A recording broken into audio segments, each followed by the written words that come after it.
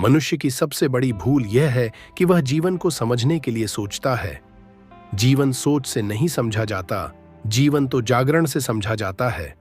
सोचना अंधेरे में टटोलना है और जागना प्रकाश में देखना। तुम सोचते हो मैं कौन हूं, लेकिन यह प्रश्न सोच से पैदा हुआ है और सोच इसका उत्तर कभी नहीं दे सकती। सोच तुम्हें विचार दे सकती है, धारणाएं दे सकती है, शब्द दे सकती है, लेकिन अनुभव नहीं दे सकती। और सत्य अनुभव है। तुम्हें बचपन से सिखाया गया, पढ़ो, सीखो, याद रखो, मान लो। लेकिन तुम्हें कभी यह नहीं सिखाया गया कि कैसे चुप रहना है, कैसे देखना है, कैसे साक्षी बनना है। तुम्हें बाहर की दुनिया के लिए तैयार किया गया, लेकिन भीतर की दुनिया के लिए नहीं। यही कारण है कि तुम सफल हो सकते हो लेकिन शांत नहीं। तुम अमीर हो सकते हो लेकिन आनंदित नहीं। तुम जानकार हो सकते हो लेकिन ज्ञानी नहीं। ज्ञान और जानकारी में बहुत अंतर है। जानकारी उधार होती है, ज्ञान स्वयं का होता है। जानकारी स्मृति में रहती है, ज्ञान चेतना में। अब एक बात समझ लो, तुम्हारा दुख परिस्थितियों से नहीं है। तुम्हारा दुख तुम्हारी प्रतिक्रिया से है। एक ही घटना दो लोगों को अलग अलग प्रभावित करती है। क्यों?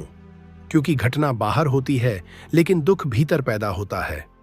तुम कहते हो उसने मुझे दुखी किया। यह झूठ है। कोई तुम्हें दुखी नहीं कर सकता यदि तुम दुखी होना न जानो।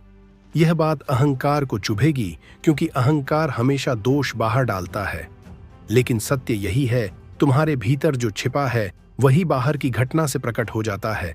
यदि भीतर क्रोध है तो छोटा सा शब्द भी आग बना देगा। यदि भीतर प्रेम है तो वही शब्द करुणा बन जाएगा। अब प्रश्न उठता है, भीतर को कैसे बदले? भीतर को बदलना नहीं है, भीतर को देखना है। याद रखो, जो देखा जाता है वह बदलने लगता है और जिसे बदला जाता है वह दब जाता है।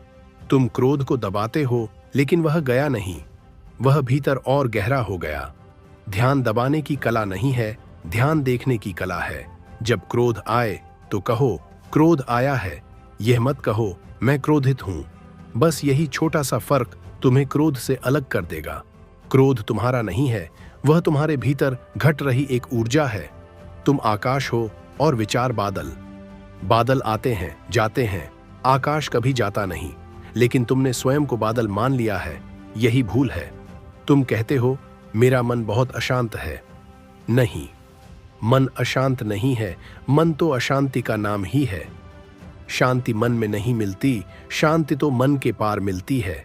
जैसे झील में लहरें हों तो पानी का प्रतिबिंब टूटा हुआ दिखता है, लेकिन जब लहरें रुक जाती हैं तो वही पानी आकाश को जैसा है वैसा दिखा देता है।